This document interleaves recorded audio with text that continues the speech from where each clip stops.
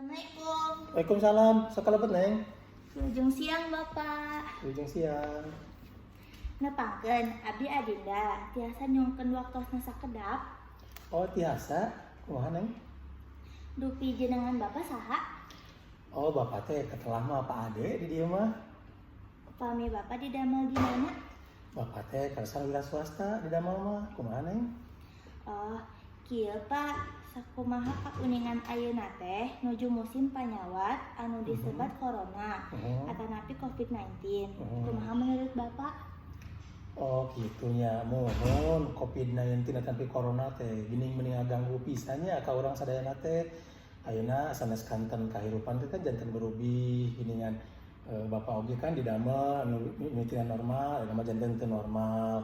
Oge neng oge kan sakola anu kawitna normal, ayeuna mah janten teu normal. Memang corona ieu teh meuni kacida pisan ngaganggu karena sanes kanten sendi-sendi kahirupan. Kitu tah sapangudangan Bapak mah. Naon wae anu kedah dilakonan ku urang sadaya supados teu katerap panyakit corona? Tah eta mah dupi namanya panginten urang ge ayeuna tos sadaya terangnya kana program pamarentah. Utamina mah urang sami-sami jalankeun anu disebut 3M. Nyaeta mencuci tangan, urang kedah sering-sering cuci tangan teh.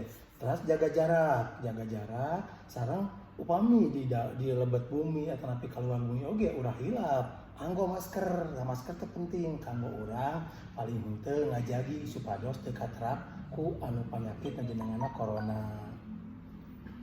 Ai salami ieu siswa-siswi diajar di bumina masing-masing. Kumaha pandangan Bapak? Tah eta oge saresna mah memang seueur kendalana nya panginten kahiji siswa-siswi teh henteu tiasa langsung berinteraksi sareng guruna. Tah anu kaduana tangtos pengajaranna oge terbatas. Anu katiluna tangtos oge siswa-siswi teh keuna ku bosen tah kabagi kitu nya mudah-mudahan atuh sing enggal-enggal aya perubihannya.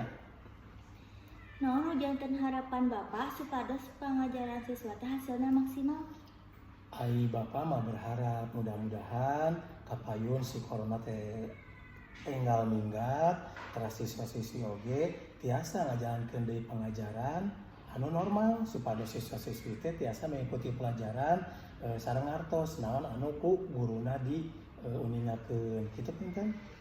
Mun atuh upami kitu mah mugia corona teh cing enggal minggat di lingkungan urang sadaya.